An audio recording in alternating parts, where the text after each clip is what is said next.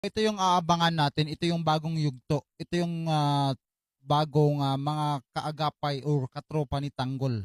So makikita niyo si Maris Racal at si Roy Binson. Ito si Roy Binson minsan nanto magiging kakampi.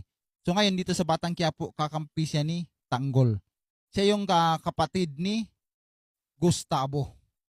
Kasi si Gustavo, si Don Gustavo kasi, siya yung makakatulong kay Tanggol para siya ang makaupo bilang mayor. Kasi dinaya si Tanggol, di ba? Dinaya si Tanggol. Ngayon, si Don Gustavo mismo ang magpaimbestiga. Kasi ayaw niya na itong dalawang anak niya ang maupo. Kasi alam niya na mapapahamak lang si Tanggol. Siyempre, yung loyalty ni Don Gustavo nandun kay Tinding sa anak niya at sa apo niya. So ngayon, proprotektahan niya si Tanggol.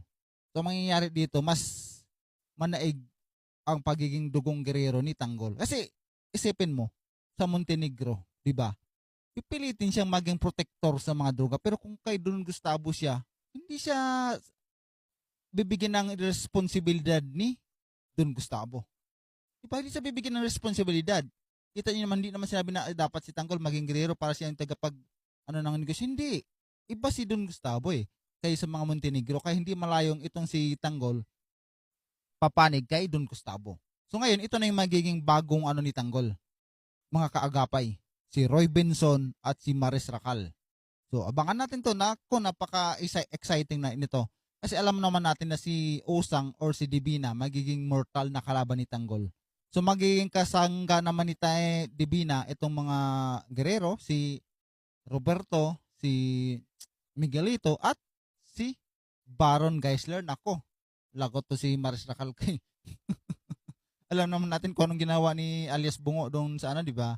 So abangan na lang natin ang maring mangyari dito sa A-Pages Batang Quiapo. Sa mga nagsasabing talo sa Tanggol, hindi matatalo yan Pangat naman pakinggan na yung Mandaraya ang mga kaupo forever. Hindi ganun. Antayin natin ang mga malaking plot twist nito mangyayari. Okay? Sulit Batang Quiapo yan. Ito yung aabangan natin, ito yung bagong yugto, ito yung bagong mga kaagapay or katropa ni Tanggol. So makikita niyo si Maris Racal at si Roy Binson. Ito si Roy Binson minsan nanto magiging kakampi. So ngayon dito sa Batang Quiapo, kakampi siya ni Tanggol. Siya yung kapatid ni Gustavo.